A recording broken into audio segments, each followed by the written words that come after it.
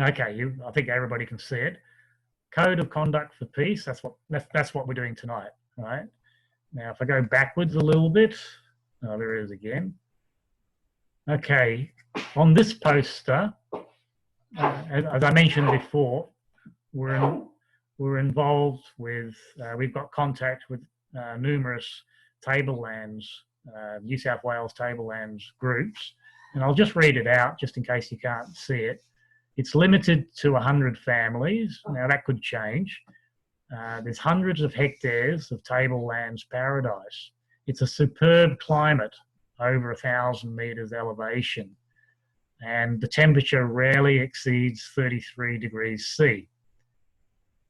It's also got very high light levels year round, and it's close to a region where they've set up some of the world's biggest tomato farms under glass. It's an ideal location for it. What's been suggested is nominal $30,000 domains, and that would be 2 to 3 hectares. And now 1 hectare is quite big. 1 hectare is actually 100 meters by 100 meters. And so they're not small domains. But there's also, for those people that don't have the finances, there's also a $0 option, right? On the other end of the scale, there could be also a $100,000 option or $1 million option. If you really want to get serious about doing this, taking this path and become a, hang on, I'm just admitting someone else. If you want to get serious and you've got finances available to do this, and if you're going to be setting up infrastructure, or you're going to be buying land with a big sum of cash somewhere, you'll never lose on that investment of land. Land is something that won't devalue. Maybe now's the time to get into it before it starts getting picked up too greatly. All right, so to inquire on this initiative, we're suggesting get a Proton Mail, go to protonmail.com and get a Proton Mail, because it's free, but it's also secure, unlike your other emails. And in particular, we found some of the popular ones like Gmail, the emails get lost all the time. They disappear.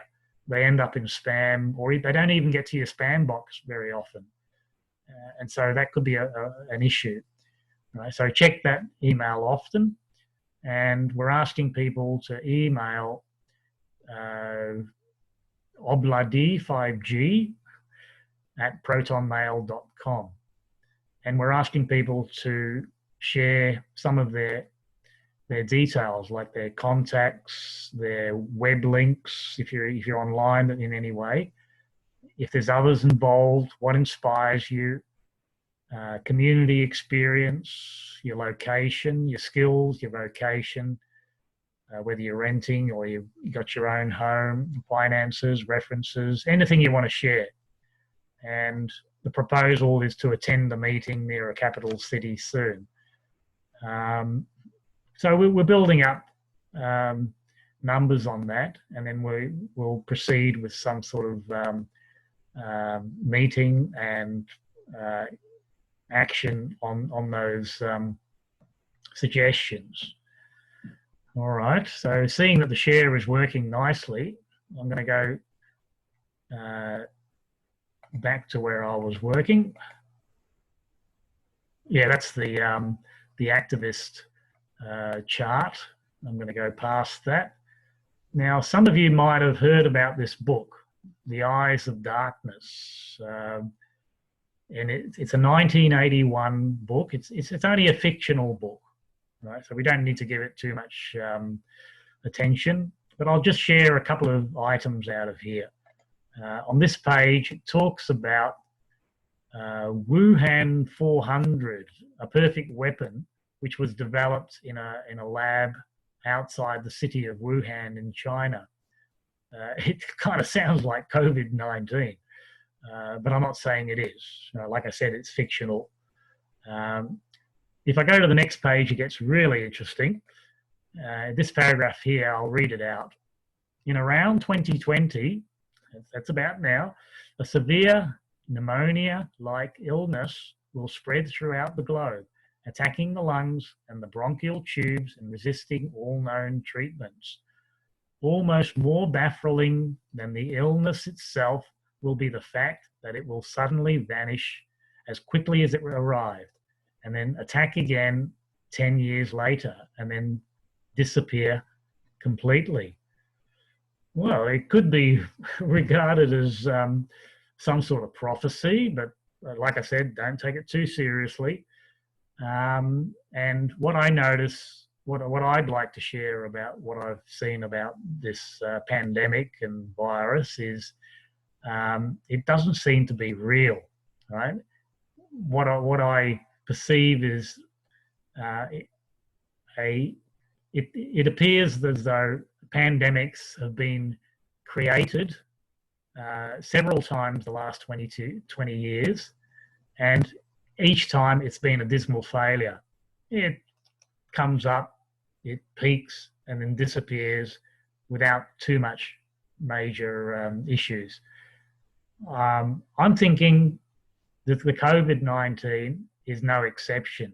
It's a dismal failure in terms of pandemics. However, they decided that they were going to lock everybody down anyway. And that's what they've done. Now, there could be a more sinister reason for that. They haven't been able to create a pandemic, and yet they've put a lot of the world's people into panic about this social distancing and lockdown and shutting down businesses, wrecking businesses worldwide. Even Virgin Airlines has gone into receivership, we've heard. And there might be more information on that, but anyway. But well, it's also saying it'll suddenly vanish as quickly as it arrived, and that seems to be happening already. Right? It's like a script, and that gives us, to me, that gives us a window of opportunity. I mean, the book says the quiet time will be about 10 years. It gives us a window of opportunity to restructure humanity worldwide, change the way we do things. And I'm going to make those suggestions very soon. Okay, so don't take too much notice of this information, or the book anyway, but I used it for a stepping stone. Okay, if I go to the next slide. Now, this information is a bombshell. It's called The Invisible Rainbow. It's a book about electricity and life. And thank you, Jane, for showing this to me. I'll read out just a little bit of it, the back cover. It says, The Invisible Rainbow traces the history of electricity from the early 18th century to the present, making a compelling case that many environmental problems, as well as the major diseases of the industrialized civilization, that is heart disease, diabetes, and cancer, are related to electrical pollution. Now, it's a very well-researched book. About a third of it is just references. Now, if I go into the body of the book, it tells us that influenza is actually an electrical disease. Some underlying comment.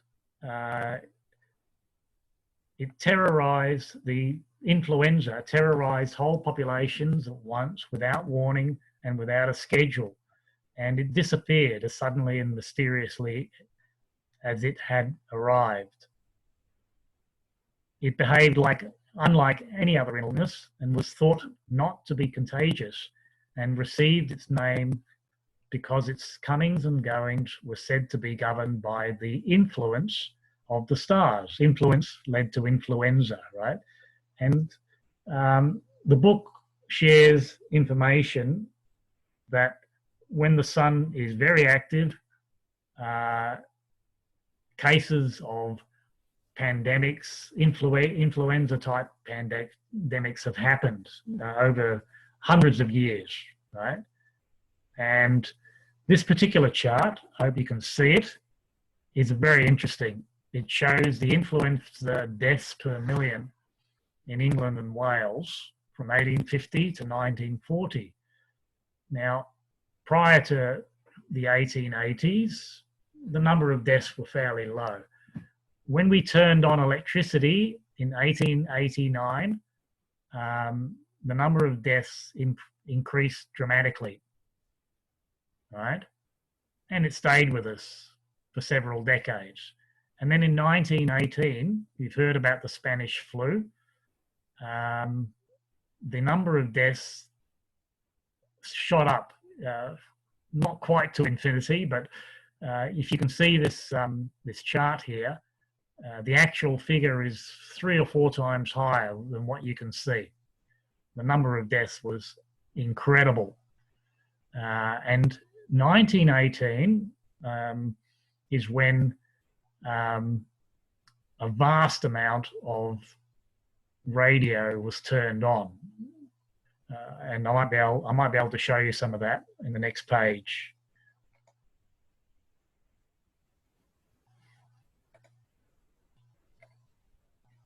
Oh, there's an anecdotal item here.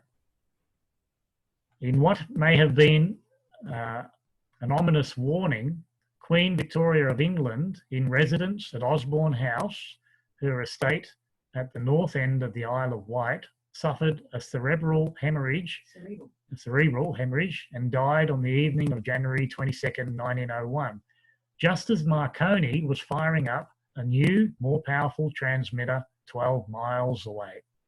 Now, maybe that's a coincidence, maybe it's not, but it's saying that when they put these massive transmitters fairly close, it may have caused that hemorrhage. But over the page, there's heaps more information in this book. I'm only sharing just small bits and pieces. The entry of the United States into the Great War on April 6, 1917, stimulated an expansion of radio broadcasting that was as sudden and rapid as the 1889 expansion of electricity. And it goes through information on how it affected the bees. And bees, there was a great loss of bees from the hives in one of the yards described here. And that's a cause for concern. Let's go over the page. What have we got here? The pandemic of 1918 struck more than 500 million people, or 1/3 of the world's population. Even the Black Death of the 14th century did not kill so many in so short a period of time. No wonder everyone is terrified of its return. Yeah, so what the book also makes a point of is that when these pandemics occur, it's not due to contagious reasons. It happens all at once in all over the world, right? That tells us it's not caused by contagious. It's another cause. And what they're saying, what the book is saying is that it's the radiation which increases, either natural or man-made. It can be natural as well when the sun gets really active.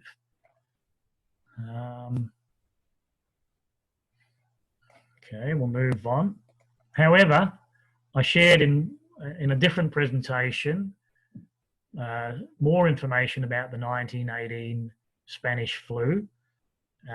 This is a very well-researched article you can find online, and it says, it suggests that the 1918-19 Spanish flu wasn't a flu at all. It was bacterial, and it was the result of a vaccine experiment. which was initiated from the US Army. Anyway, there's two theories there, and maybe they both had an impact, right? The turning on of electrical devices, radiation devices, and this bacterial vaccine experiment, which might have gone wrong. All right, so we'll go on from there. I actually go into this in a lot of detail in another one of the presentations I've got on our YouTube channel. That's the Reverse 5G Global Prayer Talk, and one of the recommendations here is do not take the vaccine. Right, that's not a solution. If you wish, you can go back to these presentations. They're online. You can watch them. All right, moving on. Oh, there's more of those presentations. We've got some of the brilliant minds that are dealing with constitutional common law in this collection. Check it out sometime. And something else that we found on Facebook, and it's more or less precisely what I'm suggesting here in this webinar. Nothing should go back to normal. Normal wasn't working. If we go back to the way things were, we will have lost the lesson. May we rise up and do better. I couldn't agree more with that statement. We need to change on a massive basis. I've already touched on what and how we need to change, and it's a very deep subject in itself. We need to get closer to the earth. In a big city, you're disconnected from the earth and you become what's known as a consumer. And westernized economics, that's what we are defined as, consumers which have to be controlled, and they're nasty, greedy little creatures, and they have to be controlled at all costs. That's a lie. We are not nasty creatures, we are loving creatures, and that's part of the consciousness shift that we need to make. If we can recognize that, then we will have taken the first step, you could say, and we start to awaken. Next page. Yeah, the normal, which is happening around the world, is hunger. Close to 9,000 children starve each day. If that's normal, it's not acceptable. And it's neither a lack of food nor a lack of water, but a lack of will, which is causing these issues. The information tells us that there is enough for everyone. And if you have a consciousness of not enough, that's an excuse for genocide. And what I recommend is get that idea out of your head. There is enough for everyone, regardless of the size of the population. Okay, so we're all responsible, including our governments. Okay. Yeah, this is the Reverse 5G Global Prayer event that we've organised. There's supposed to be another one coming up, but I haven't had a lot of support on it. And basically, the emphasis of the meditation is to focus on the solution, not the problem. That's a very important distinction. Because when you focus on the problem, that's what you get in return. You've got to realize how powerful our thoughts are. Our thoughts create reality, and collective reality, or collective thought, is even more powerful. We need to change the way we think and focus on solutions rather than problems. And it could be related to that activist idea we spoke about previously. Now, the reason why this Reverse 5G Global Prayer event I found so important is because it makes reference to three very powerful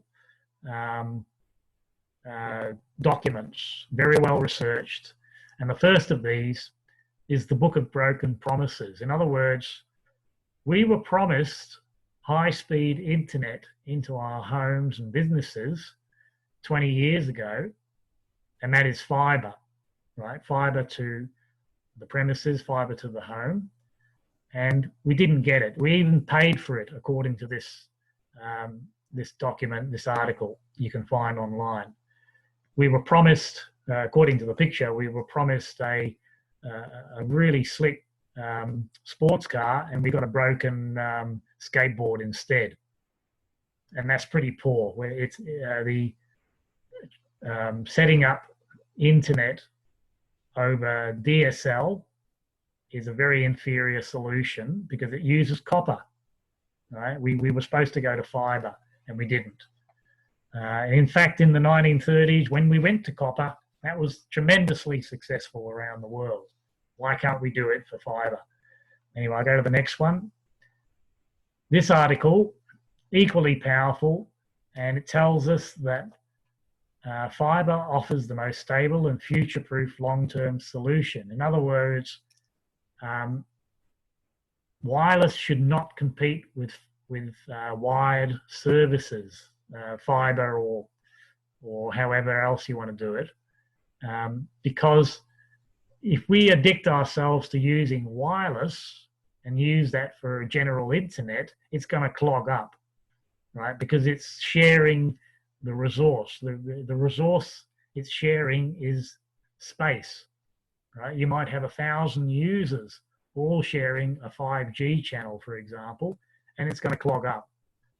The other problem with 5G is it doesn't get into buildings.